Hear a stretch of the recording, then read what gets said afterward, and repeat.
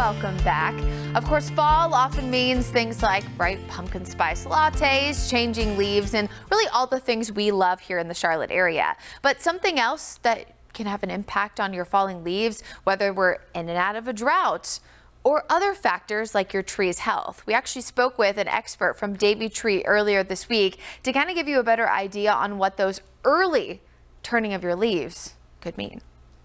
I mean, a couple different things depending on what type of tree you're looking at.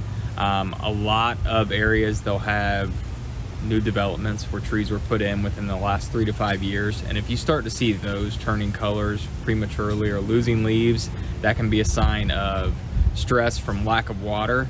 Could be too much water, but in this area that's typically not the case. Can also be a nutrient deficiency or just improper planting all the way around. So if you see that, there's some steps you can take to kind of remedy that before it becomes too much of an issue.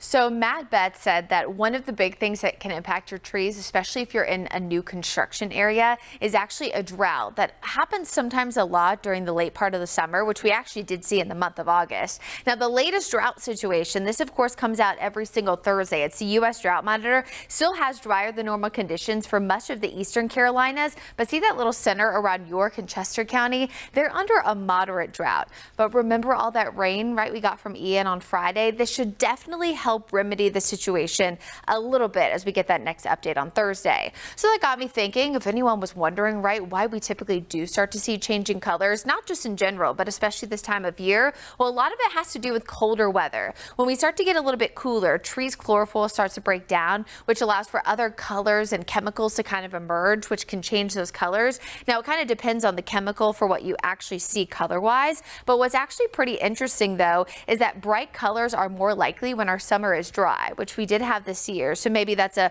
good sign for some of those vibrant reds. But you also need sunny days and cool nights in autumn, which we actually do have for this upcoming week. I know everyone wants to see that 7-day forecast, and I'll have that for you coming up. But what I want you to leave you with today is, if you're trying to venture out maybe today, maybe tomorrow, really this upcoming week, to kind of look at some of these colors, not just here in the Charlotte area, but even over toward Asheville, we're starting to see some of those low leaf colors starting to filter in, really from anywhere near Waynesville all the way up toward the mountains, and even a few of those spots starting to get into the foothills. Now, if you're wondering when our leaves typically change in the Charlotte metro, maybe you don't feel like driving 2.5 to 3 hours up toward the mountains, typically we see our peak locally about middle part there of November. But sometimes if the peak comes a little bit earlier, by the end of November, we can see some of those leaves off the trees, or vice versa. If we see a later start, typically it'll last even into the first week of December. We'll be right back.